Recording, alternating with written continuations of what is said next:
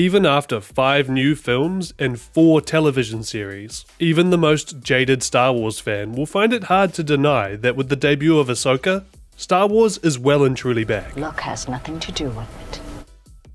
Directed by none other than series creator, writer, and co-producer Dave Filoni, Part 1 lays the groundwork for casual fans entering the galaxy far, far away for the first time in a while, as well as reacquainting those familiar with Filoni's other work in the saga. And this all just feels like a true return to form for the franchise. There's a cinematic quality, and it all just convinces you that you're firmly back in the galaxy far, far away. And I think a big part of that is starting the series off with an opening crawl. This series begins by setting the scene in a familiar yet distinct version of what we've seen on the big screen. It's stripped back, like it could have debuted in the years following the release of Return of the Jedi, which would be the series' closest touchstone when it comes to the original trilogy of Star Wars films. Things really get underway when 2 mercenaries board a Republic cruiser to liberate their benefactor Morgan Elsbeth from captivity. Meanwhile, former Padawan Ahsoka Tano is on the hunt for a relic which could lead her to the location of the last Imperial Grand Admiral, a lurking threat which remains following their defeat some 5 years prior. Ahsoka begrudgingly enlists the help of former allies including Sabine Wren, who steals the relic to discover its secrets. But before she can record her breakthrough, she's ambushed by Shin Hati and her assassin droids.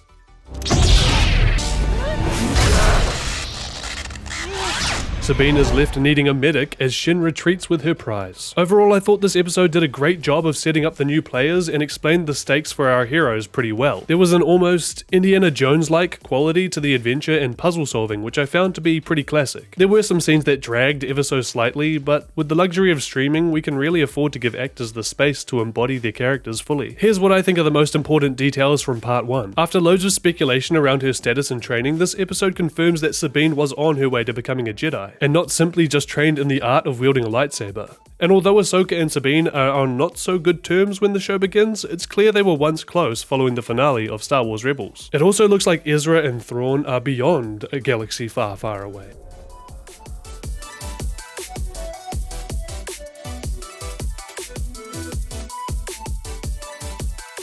We now have confirmation that Morgan Elsbeth is in fact a Night Sister. The Night Sisters are the witches of the Star Wars galaxy. You're a witch. A survivor.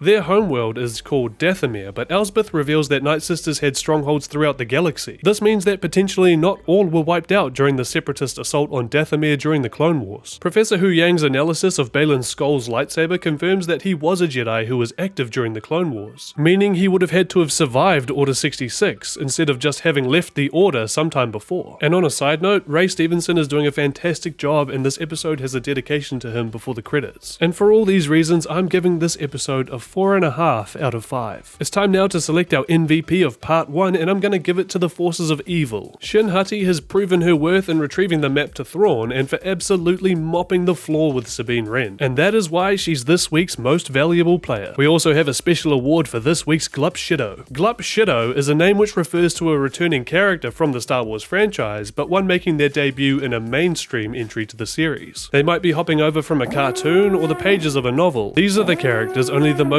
dedicated fan would remember, and are often unknown to casual viewers. So if you recognize this week's Glup Shido, consider yourself a pro. Our newest Glup Shido is Ryder Azadi. Ryder was a former Moff serving as Emperor to the Lothal sector during the reign of the Galactic Empire. He was arrested alongside Ephraim and Mira Bridger, those are Ezra's parents. Ezra freed Ryder, who told Bridger his parents had been killed and that it was best to give up the search for them. Ryder was instrumental in overthrowing his successor Arinda Price and restoring democracy across the Lothal system. It would seem that in the years since we last saw Ryder, he once again assumed the mantle of governor of Lothal and is still played by the man who voiced him in the animated show, none other than the prolific Clancy Brown. You can learn more about Ryder Azadi in Star Wars Rebels, and that is what makes Ryder Azadi this week's Glup Shido. Ahsoka Part 1, Master and Apprentice, sets the stage for an epic adventure, one which looks destined to truly expand the series in a new direction. For the first time, we're venturing outside the known galaxy where anything is possible. This episode captured that wide-open feeling of the first movie, of the Phantom Menace, and that same feeling we got when we entered The Force Awakens. This is Blue Sky Star Wars at its best. Welcome back, welcome home,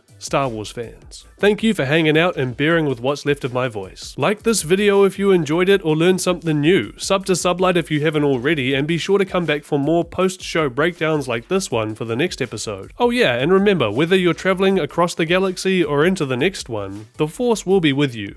Always.